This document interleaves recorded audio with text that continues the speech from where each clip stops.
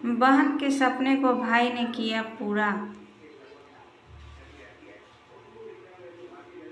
Hi everyone, एक बार फिर से स्वागत है मेरे चैनल द स्टोरी में। वीडियो अच्छी लगे तो लाइक शेयर ज़रूर कीजिएगा। तो आइए सुनते हैं बहुत ही इमोशनल और इंटरेस्टिंग स्टोरी। रवि अपने उन दिनों को याद करने लगा जब उसके पिता की अचानक मौत हो गई थी। इसके बाद उसे डांसर बनने का सपना छोड़ना पड़ा था। रविवार का दिन था। सुबह सुबह नैना अपने बिस्तर पर लेटी हुई थी। कल की बातों को सोचकर वह उसे फिर से ताज़ा कर रही थी। कैसे चारों ओर उसकी प्रशंसा हो रही थी। उसकी कानों में अभी भी तालियों की गूंज सुनाई पड़ रही थी। एक सितार वादक की इससे बड़ी क्या चाह हो सकती है, वो भी जब आप अभी स्कूल में हो। तुम अभी भी बिस्तर पर क्यों लेटी हो? क्या तुमने अपना होमवर्क पूरा कर लिया? नैना की माँ ने कहा। ऐसा लगा जैसे उसकी मीठी यादों में किसी ने खलल डाल दिया हो। हाँ माँ, मैंने कंसर्ट से पहले ही खत्म कर लिया था, नैना ने जवाब दिया। उसकी माँ ने थोड़ी राहत की सांस ली और अपने काम में लग गई। इसी बीच नैना का बड़ा भाई रवि उसके कमरे में आ गया। तुमने तो कल कमाल ही कर दिया।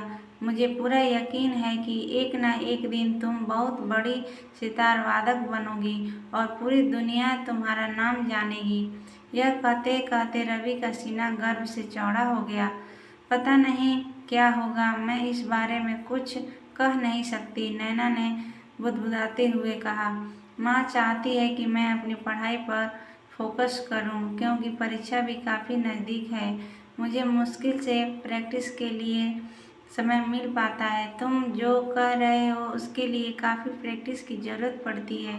तुम दोनों के लिए समय निकाल सकती हूँ, चिंता न करो। एक न एक दिन ऐसा ही होगा। यह कहते हुए रवि की आंखों में विश्वास और प्यार स्पष्ट रूप से झलक रहा था।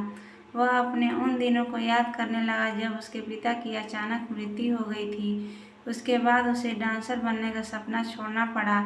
हालांकि उसने एक बीपीओ में काम करना शुरू कर दिया था, फिर भी वह उन दिनों को कभी भूल नहीं सकता। कैसे स्कूल में होने वाली विभिन्न प्रतियोगिताओं में उसने जीत हासिल की थी। कुछ महीनों के बाद जब एग्ज़ाम के रिजल्ट आए तो नैना के चेहरे पर मिली जुली खुशी देखने को मिली। वह इस बात से खुश थी कि उसने एग्ज़ाम में अच्छा प्रदर्शन किया है, लेकिन वह यह भी जानती थी कि उसे अब कॉलेज जाना पड़ेगा।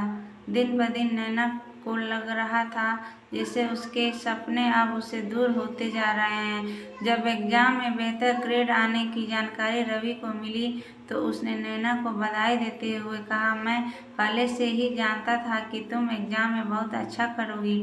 थैंक्स भाई, लेकिन अब मुझे ऐसा लग रहा है कि अपने सपने को अलविदा कहने का समय आ गया है, क्योंकि पढ़ाई को और अधिक गंभीरता से लेने की ज़रूरत है, नैना ने निराश होकर कहा। हाँ तो ठीक है, तुम एक अच्छे कॉलेज में जाओ और खूब पढ़ाई करो, लेकिन सितार भी बजाओ, रवि ने कहा। आओ, मैं तुम्हें कुछ दिखाना चाहता हूँ। वह नैना को पकड़कर अपने कमरे में ले गया, जहाँ एक टेबल पर सितार पड़ा था। सितार के पास एक नोट भी पड़ा था जिसमें लिखा था, नेवर स्टॉप प्लेइंग। दरअसल अपनी बहन को गिफ्ट में सितार देने के लिए रवि काफ़ी दिनों से हर महीने पैसे बचा रहा था। यह तुम्हारे लिए है। इस सप्ताह के बाद तुम्हारे लिए मैंने सितार सिखाने वाले की भी व्यवस्था कर दी है, रवि ने कहा। यह देखकर नैना को कुछ समझ नहीं आ रहा था कि वह क्या कहे, लेकिन उसके आंसुओं ने सब कुछ जाहिर कर दिया। रवि ने उसे गले लगाते हुए कहा, तुम मुझे अपने कंसर्ट के लिए फ्री टिकट देकर इन चीज़ों का भुगतान कर सकती हो। यह सुनकर नैना के चेहरे पर दृढ़ संकल्प, कृतज्ञता और प्रेम भरी मुस्कान छा गई।